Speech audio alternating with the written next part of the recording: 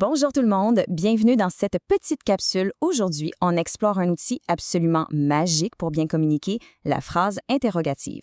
Bon, la phrase interrogative, on peut voir ça exactement comme une clé. C'est une clé qu'on utilise tout simplement pour ouvrir une porte et débloquer une réponse.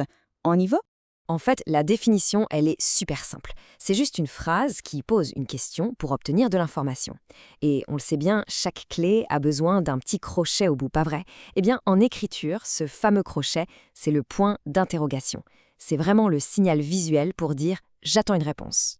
Bon, pas de panique si ça a l'air un peu technique au premier coup d'œil. Il y a vraiment juste 4 façons super simples de tailler notre phrase. On peut ajouter « est-ce que » au tout début de la phrase, on peut utiliser un mot interrogatif, on peut inverser le sujet et le verbe, ou bien on fait juste une petite combinaison des deux. C'est pas plus compliqué que ça?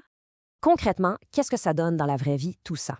Regardons un petit exemple. C'est tiré d'un mémo qu'une certaine Annie a laissé sur le comptoir. Ça dit « Peux-tu éplucher les pommes de terre et mettre le rôti dans le four à 350 degrés Fahrenheit? » Alors là, si on regarde bien, on voit qu'on a utilisé la troisième méthode de notre liste, l'inversion.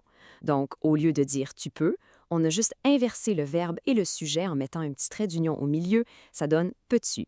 Bref, c'est littéralement la clé parfaite pour demander un coup de main avec le souper. Le grand point à retenir aujourd'hui, c'est que c'est vraiment facile de fabriquer ses propres clés. C'est le temps de passer à l'action. On prend un crayon, on choisit une des 4 méthodes et on essaye de former une première question. Alors, quelle sera cette fameuse question?